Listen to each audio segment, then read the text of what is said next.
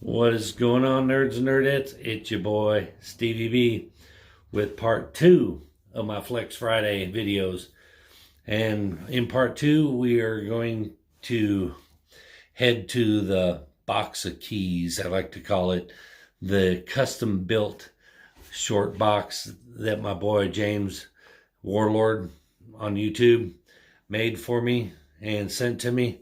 So we're going to go through a couple of those, try to keep it at 15 minutes, and show you and flex some of my collection. So let's get going on it.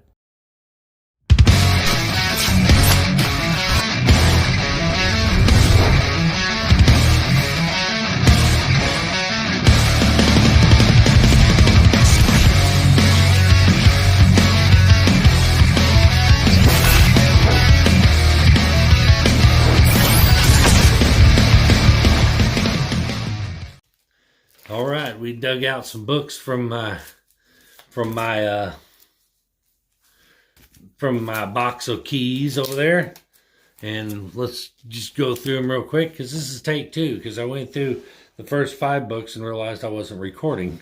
so anyway, first one out, Venom number 6, first appearance of Dylan Brock. This book kind of blew up. Kind of leveled off, kind of cooled off. Now it's on the rise again because I guess they're starting to develop Dylan finally. So if you didn't get a copy of this, now's the time, or you're gonna pay for it though. And then of course we got Venom number 26, the first full appearance of Virus. Now, Virus has kind of fell flat. People aren't really digging on Virus, but you never know. Like I always say, somebody can come up with a cool idea, write them poorly, and the book falls flat. Somebody else comes along, knocks the cobwebs off that character, and revitalizes it, develops them properly, and all of a sudden that book blows back up again. So it's good to have. Then we got Thor. Oops, let's do this one first. Thor number 5. And yes, wah wah wah. 3rd printing. I didn't get a first printing of it, but still, it is the first appearance of Black Winter. Still a minor key. 3rd printing, but you know, what are you going to do? Then I got, of course, 2 copies of Thor number 6, 2 different variants copies. And this, of course, is the death. Had to put them down so I could do my air quotes. The death of Galactus, which, as everybody knows, and as I've said repeatedly, nobody ever dies in comics except Uncle Ben. Uncle Ben, he's dead, but you never know. They may bring him back. You know, all these time travel storylines that Marvel does. Flash needs to quit screwing with the timeline. Leave it alone, Flash. Leave it alone. So you never know. Ben could still come back. But anyway, a couple of my latest acquisitions, as you've seen recently. So I'll go through them quick. But yeah. First appearance of Darkchild. Darkchild number 1, but it's a flip book.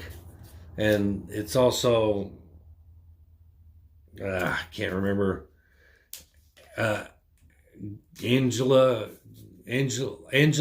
Glory number 1, I think, on the other side. But I love this cover because it's got Darkchild. This is the first cover appearance of Darkchild. A character that I would love to see them bring back to life. Love that character. Then we got the old glow-in-the-dark Evil Ernie Revenge number 1. And this is the first appearance of Purgatory, who is another character that I would love to see come back. So, there you go. And this is the Free Comic Book Day DC Nation presents DC Future State. I'm hating I hate the very idea of Future State. I'm not gonna lie, and I'm not buying the majority of them. But this is the actually the first, um, technically the first appearance of Yara Flor, the new Wonder Woman. And also the first appearance of a couple of characters in there that I can't think of right offhand. I can't remember that one's name, but there's a couple characters this is a first appearance of. This would technically be the first cover appearance of Yara Flor as well, I think. So not a bad one to have. And speaking of this one, you've heard me bash this cover, but this is the first full appearance of Yara Flor in that god-awful, ugly Peach Momoko cover. Again, I'm sorry. I mean, come on. People love this artist. People think that this artist is the next big thing, and I'm sorry, but her knees are square. Her face looks like, oh my God, she just looked like somebody bashed her in the face with a shovel. And I've said it before and I'll say it again. This looks like a first year art student's attempt at comic book drawing. You know, it looks, if your 12-year-old kid came to you and said, look, I drew Wonder Woman, you would go, oh my God, that's fantastic. That's fantastic. That's great. You've got potential. That's about as far as I would go. If you're 12, that's awesome. If you're famous and you're writing for DC and doing artwork for DC, Marvel, and big names like this, that's hideous. Sorry. But anyway, quit bashing. I'm going to quit bashing on freaking Peach Momoko. Sounds like something you'd get at Starbucks. But anyway, what kind of name is Peach Momoko? I digress. Anyway, next I got Teen Titans, the new Teen Titans, number 32. And this is the first appearance of Thunder and Lightning. Will they be anything? Never know. And this one is a key for me and one of my favorite books. I mean, Wolfman and Perez on the same. I mean, it's awesome. Not in the best condition. It's probably honestly a 6.5 or so. I really would like to upgrade this, get a better condition one. It's the new Teen Titans 75, and that's when Dick and Wally quit being kids and put on their big boy underwear. You know, of course, Wally West becomes Flash and Dick becomes Nightwing. But that's the issue where they quit. And this one's heating up a little bit. And this one is probably, fine condition, 8.5 at max. But it's a first appearance of Vigilante, New Teen Titans Annual number, what is it? Number 2, yeah. So, cool book to have. All right, and this one is New Titans, number 100. And this is the wedding of Nightwing and Starfire. Not a big book. It's a dollar bin book probably, but I still thought I'd have it. Be a cool one for my collection. And this is Teen Titans Special, number 1. And this is the first cameo appearance of Crush. So, which we all know is the main man's daughter, Lobo. And this one, not too many people, for some reason, people are sleeping on this. And honestly, I picked a copy of this up for $1.75 on Midtown Comics in their back issue bin.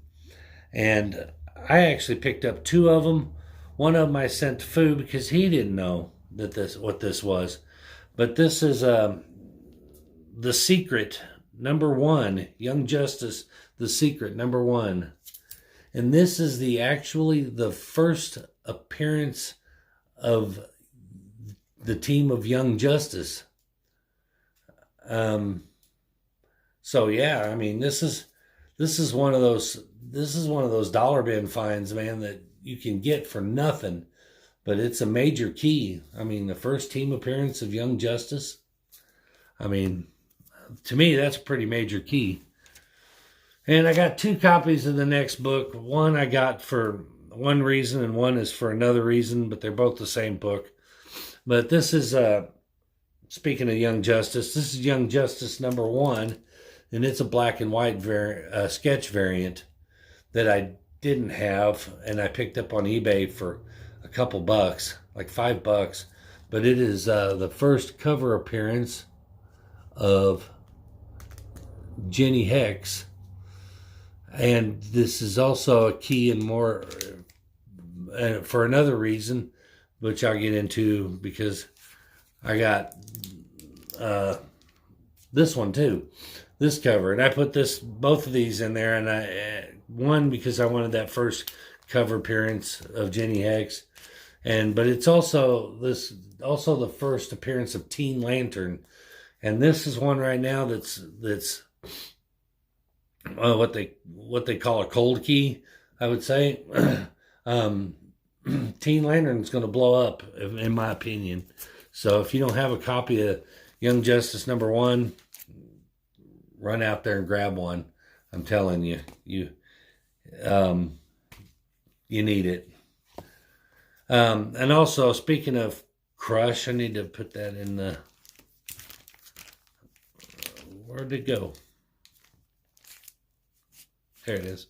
But this, I got Teen Titans #20. And this is not only the first full appearance of Crush, but the first cover appearance of Crush. And I think that's one. I think Crush has some potential, and rumor has it that I think she's might be getting her own series along with Jenny Hex. If Jenny Hex gets her own ongoing, surely Crush should get one too, but we'll see. But that one has some potential for growth. This one, not a lot of people have heard about this either, I don't think. I've not heard a lot of buzz about it. I just happened to grab one. But this is Young Justice #20. And this is a variant cover. But this is the debut of Tim Drake's new costume. So, new costume appearances kind of are like a firecracker. They and then they're done. So the first costume appearances don't really hold a lot of weight. Even Tim Drake's first new costume, which is my opinion, the definitive Robin costume that I like the best. Still not a very valuable book. Who knows? Then we've got Teen Titans Annual #2 with those famous covers of when somebody says, "Screw it, I've had enough." But this is Damian Wayne quits as Robin. So there you go. And then I've got Titans 24. And I ain't gonna lie to you, it's the first appearance, but I don't know who the hell the guy is. But it's the first Ernest Hinton. First appearance of Ernest Hinton. I have no idea who Ernest Hinton is. But I don't know. Hit me in the comments if you know who it is. And then I've got Robin #126 with that cool Stephanie Brown as Robin. This is the first appearance of Stephanie Brown as Robin. And of course, we all know who Stephanie Brown ends up being. Spoiler alert. But anyway, okay, funny. But anyway, thought I'd pick it up. Not a very valuable book, but it's in my keys. And Robin Annual #2 from the Bloodline storyline. And this is the first appearance of Razor Sharp, an obscure DC character who may never ever see the light of day again, but you never know, right? And then we've got another obscure first appearance, but I will hold on to it anyway, because if Jenny Hex can blow up, then why shouldn't this one? But this is Impulse #28, and this is the first appearance of Arrowette. Again, you never know. You just never know. She may end up that's what'll happen to some of these, They may not be Arrowette, but their alter ego may evolve into a different superhero, kind of rebranding. They may rebrand her into something else. You never know. And we're hitting the 15-minute mark just in time for the last book in part 2. And the last book is Legionnaires. And this is number 0 from the 0 Hour. And I don't know if y'all know what the significance of this one is, but it is the first appearance of Excess, another speedster from the Flash universe. She actually did a big run on the Flash CW series as the Flash's daughter. So this is her first appearance in the comic book. So one of those possible undervalued keys, another one that you can get for next to nothing. So if you don't have it in your collection, it might be worth a pickup. I look at it this way. Anytime I can pick up a book that has potential like this one, I paid a couple bucks for this, a couple bucks for that. Why not throw them in your collection? Stick them in the oven, see what comes out. You might get burned, or you might have pizza. But anyway, so that's part 2. Let me know what's your favorite. Let me know if you add any additional information. Just drop it in the comments. Love to interact. People that drop comments and say nice haul, nice books. Probably I don't really reply to a lot, but man, if you engage me in conversation, I'll make it a point to reply.